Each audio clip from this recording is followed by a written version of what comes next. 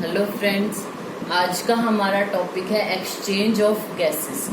जो गैसेस का एक्सचेंज है, हम नॉर्मली याद हमें रहता ही है कि हार्ट से क्या होता है, जो डीऑक्सीजनेटेड ब्लड है वो लंग्स में जाता है, ऑक्सीजनेटेड होकर फिर से हार्ट पे आता है और हार्ट पूरी बॉडी में उसको डाल देता है सिस्टमिक सर्कुलेशन के थ्रू पूरी बॉडी से होके, फिर डीऑक्सीजनेटेड होके हमारे ब्लड उसके हार्ट के पास आता है, फिर से लंग्स में। ये प्रोसेस हमें पता है, लेकिन ये जो एक्सचेंज है ऑक्सीजनेटेड से डीऑक्सीजनेटेड कैसे हो रहा है, डीऑक्सीजनेटेड से ऑक्सीजनेटेड कैसे हो रहा है, इसको हम इस वीडियो में जानेंगे। ठीक है, जो हमारा एक्सचेंज है गैसेस का, उसकी प्राइमरी साइट हमारी क्या होती है, एल्वेलाई।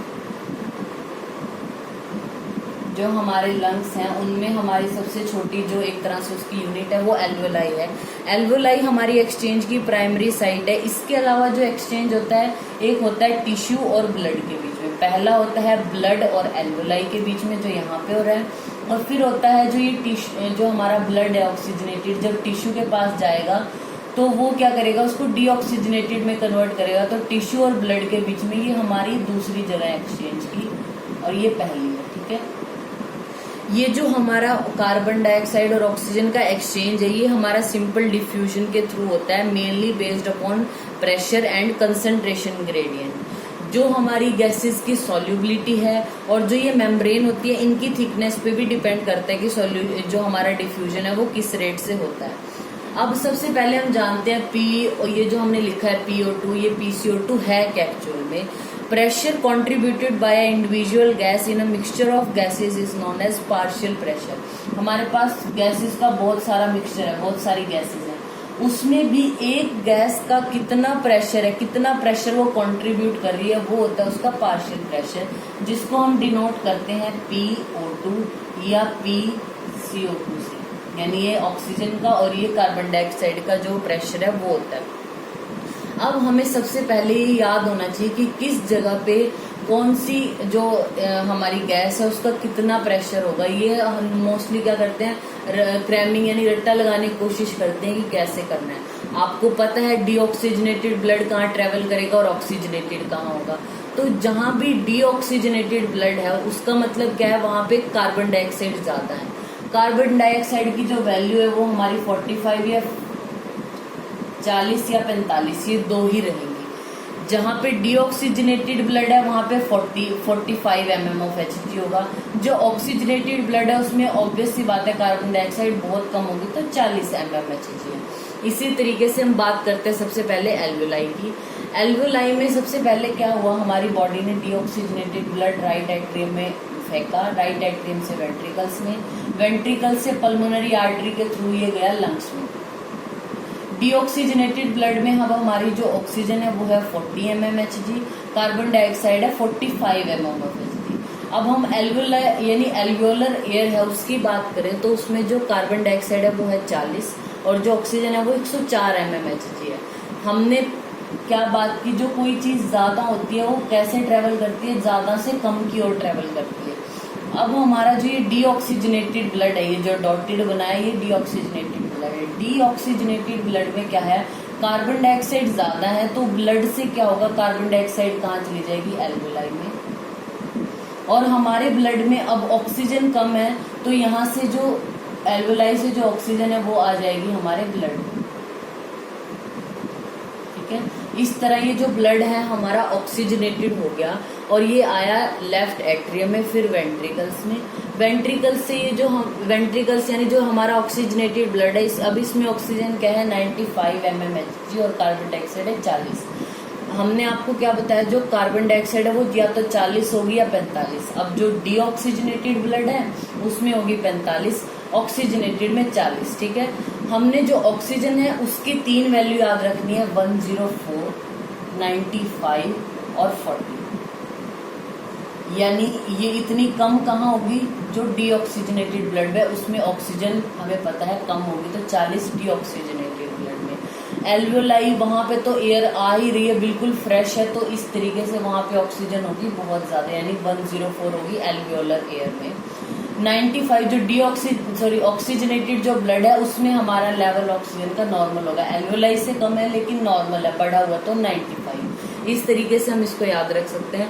हमारे जो टिश्यू होते हैं उनमें क्या है, एनाबॉलिक कैटाबॉलिक रिएक्शन चल रही है। जैसे ही कैटाबॉलिक रिएक्शन कोई चल रही है, डाइजेशन हो रहा है, तो क्या होता है, हमारे जो टिश्यू होते हैं उनको ऑक्सीजन चाहिए अपनी प्रोसेस को करने के लिए, और एज अ वेस्ट मटेरियल वो क्या निकालते हैं, कार्बन डाइऑक्साइड। तो टिश्यू में कार्बन डाइऑक्साइड बढ़ रही है क्योंकि ये बन रही है। जैसे ही कोई कैटाबॉलिक रिएक्शन हुई, कार्बन डाइऑक्साइड प्रोड्यूस हो रही है और वो ले क्या रहे हैं, ऑक्सीजन। तो ऑक्सीजन लेवल तो कम होगा टिश्यू में, कार्बन डाइऑक्साइड ज्यादा होगी, तो वो क्या करेगा, ब्लड से अब क्या करेगा, ऑक्सीजन तो ले लेगा क्योंकि यहाँ कम है और ब्लड में ज्यादा है। और यहाँ पे कार्बन डाइऑक्साइड ज्यादा है तो वो ब्लड में क्या करता है, उसको निकाल देता है। तो ये हमारा डीऑक्सीजनेटेड ब्लड हो जाता है।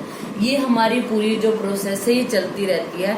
अब हम बात करते हैं जो ये एक्सचेंज हो रहा है गैसेस का, ये तो हमें पता हो रहा है। ये जो गैसेस है ये ट्रांसपोर्ट कैसे हो रही हैं, तो हमारा जो ऑक्सीजन और कार्बन डाइऑक्साइड है उनका मीडियम कौन है, ब्लड इनको लेके जा रहा है लंग्स के पास भी और पूरी बॉडी में लेके कौन जा रहा है, ब्लड। अब जो हमारी ऑक्सीजन है वो 97% जो है वो आरबीसीज लेके जाते हैं उसको, ठीक है। और जो 3% है वो हमारे प्लाज्मा के थ्रू जा रहा है, यानी प्लाज्मा में डिसॉल्व फॉर्म में जा रहा है 3%। हमारी जो कार्बन डाइऑक्साइड है वो हमारी जो आरबीसीज है वो लेके जा रही है 20 से 25% उसको आरबीसीज लेके जा रही हैं, और मैक्सिमम अमाउंट में यानी 70% के अप्रोक्सीमेट जो है वो बाइकार्बोनेट्स की फॉर्म में जा रहा है, और 7% जो है वो प्लाज्मा में डिसॉल्व फॉर्म में जा रहा है कार्बन डाइऑक्साइड। अब हम बात करते हैं ऑक्सीजन के ट्रांसपोर्ट की। ये जो ऑक्सीजन है कैसे पूरी बॉडी में जा रहा है, हम बात कर रहे हैं ऑक्सीजन की। तो हीमोग्लोबिन हमारे क्या होता है, एक आयरन कंटेनिंग पिगमेंट है आरबीसीज में। ये क्या करता है, ऑक्सीजन के साथ बाइंड कर लेता है। ऑक्सीजन के साथ बाइंड करके ये क्या बना रहा है, हमारा ऑक्सी हीमोग्लोबिन बना रहा है। ये हीमोग्लोबिन क्या करता है, 4 ऑक्सीजन के मॉलिक्यूल यानी मैक्सिमम 4 जो है वो ऑक्सीजन को ये अटैच कर सकता है, उनके साथ बाइंड हो सकता है। ये जो बाइंडिंग है, जो हमारा हीमोग्लोबिन ऑक्सीजन के साथ बाइंड हो रहा है, ये किस पे डिपेंड करता है, partial pressure of O2, partial pressure of CO2, और हमारा जो प्लाज्मा है मतलब उसमें हमारे जो कंसंट्रेशन है H+ की कंसंट्रेशन है, हाइड्रोजन आयन की कंसंट्रेशन और टेम्परेचर, इन 4 चीजों पे डिपेंड कर रहा है। ये 4 चीजें आपको याद रखनी है। ऑक्सीजन का खुद का कितना पार्शियल प्रेशर है, कार्बन डाइऑक्साइड का कितना है, H+ आयन कितने और टेम्परेचर क्या है, इस पे डिपेंड करता है कि हीमोग्लोबिन से वो ऑक्सीजन जुड़ेगी या नहीं जुड़ेगी। अब हम बात करते हैं एल्वियोलर एयर की। यहाँ पे क्या है, ऑक्सीजन का लेवल है ज्यादा यानी 104 mmHg है, कार्बन डाइऑक्साइड क्या है हमारी कम है, और H+ जो आयन है यानी हाइड्रोजन आयन है ये भी कम है, और टेम्परेचर भी कम है। ऑक्सीजन ज्यादा और बाकी ये तीनों चीजें कम, तो क्या होगी, एक फेवरेबल कंडीशन होगी। अब जो हमारा हीमोग्लोबिन है वो अपने साथ ऑक्सीजन को जोड़ लेगा, यानी वो ऑक्सीजनेटेड बन गया। इसको क्या हम बोलते हैं, ऑक्सी हीमोग्लोबिन बन रहे हैं। ये ऑक्सी हीमोग्लोबिन यहाँ पे ट्रेवल किया आइट्रियम में, फिर वेंट्रिकल में, फिर अयोटा के द्वारा पूरी बॉडी में जा रहा है। बॉडी में जाके यानी टिश्यू के पास गया, तो यहाँ क्या है, हमारा ऑक्सीजन कम हो रही है अब हमारे टिश्यू में। तो जो पार्शियल प्रेशर है ऑक्सीजन का वो कम है, बाकी तीनों चीजें, कार्बन डाइऑक्साइड भी ज्यादा है वहां पे, और H+ आयन भी ज्यादा है, टेम्परेचर भी ज्यादा है। क्यों, क्योंकि कैटाबॉलिक रिएक्शन चल रही है तो एनर्जी तो प्रोड्यूस हो रही है, बाकी सारी चीजें ज्यादा है, ऑक्सीजन का लेवल कम है। तो अब ये क्या करेगा, जो ये हीमोग्लोबिन है ये ऑक्सीजन के साथ, जो 4 ऑक्सीजन के साथ बाइंड हुआ था, ये ऑक्सीजन को छोड़ देता है, बॉन्डिंग को तोड़ देता है, यानी डिसोसिएशन हो जाती है इसकी ऑक्सीजन के साथ। जैसे ही इसने ऑक्सीजन को छोड़ा, वो ऑक्सीजन कहाँ एंटर कर गई, टिश्यू में, ठीक है। ये हमारी थी ऑक्सीजन की ट्रांसपोर्ट कैसे हो रही है। अब ये डीऑक्सीजनेटेड फिर से एट्रियम में गया, वेंट्रिकल्स में गया, यहाँ जाके एल्वेलाई में हमें ऑक्सीजन ज्यादा मिल रही है, कार्बन डाइऑक्साइड कम है, H+ आयन भी कम है, टेम्परेचर भी कम है। तो ये फिर से जो ये हीमोग्लोबिन है ये बाइंड कर जाएगा ऑक्सीजन के साथ। तो ये इस तरीके से बाइंडिंग और डिसोसिएशन होती है हमारी ऑक्सीजन की। Every 100 ml of oxygenated blood can deliver around 5 ml of O2 to the tissue under normal physiological condition. हमारा जो 100 ml ऑक्सीजनेटेड ब्लड है ये हमारे टिश्यू को 5 ml तक ऑक्सीजन जो है वो डिलीवर करता है अगर नॉर्मल फिजियोलॉजिकल कंडीशन है। अब हम बात करते हैं कार्बन डाइऑक्साइड की। जब ये कार्बन डाइऑक्साइड है ये भी हमारे हीमोग्लोबिन के द्वारा ही कैरिड हो रही है, तो ये हीमोग्लोबिन से मिलके क्या बनाती है, कार्बामिनो हीमोग्लोबिन बनाती है। ठीक है, जो पार्शियल प्रेशर है कार्बन डाइऑक्साइड यानी कार्बन डाइऑक्साइड के साथ बॉन्डिंग होना हीमोग्लोबिन की किसके ऊपर डिपेंड करता है, सिर्फ पार्शियल प्रेशर ऑफ O2। जहां पे भी पार्शियल प्रेशर ऑक्सीजन का कम हुआ यानी ऑक्सीजन का जो प्रेशर है जहां पे कम होगा वहां जो है वो कार्बन डाइऑक्साइड जाके उससे बाइंड कर जाएगी। ठीक है, जैसे अब टिश्यू की बात करते हैं, टिश्यू में जाके ऑक्सीजन का लेवल क्या था, कम था, तो हीमोग्लोबिन ने ऑक्सीजन को छोड़ दिया और टिश्यू ने उसको ले लिया। यहाँ पे कार्बन डाइऑक्साइड ज्यादा है ऑक्सीजन कम है, तो क्या हुआ, अब वो हीमोग्लोबिन किसके साथ बाइंड होके जाएगा, CO2 के, क्या बना के, कार्बामिनो हीमोग्लोबिन बना के जाएगा।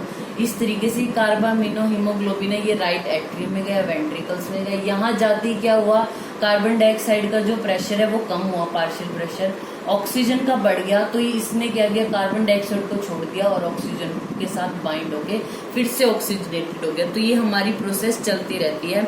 Every 100 ml of deoxygenated blood deliver approximate 4 ml of CO2 to the alveoli, यानी अगर हम 100 ml डीऑक्सीजनेटेड ब्लड की बात करें तो वो 4 ml CO2 को एल्वेलाई में लाके छोड़ता है, और अगर हम ऑक्सीजनेटेड ब्लड की बात करें तो 100 ml जो ऑक्सीजनेटेड ब्लड है वो 5 ml तक ऑक्सीजन टिश्यू को पहुंचाता है। तो ये हमारा टॉपिक हो गया exchange of gases and transport of gases. Thank you.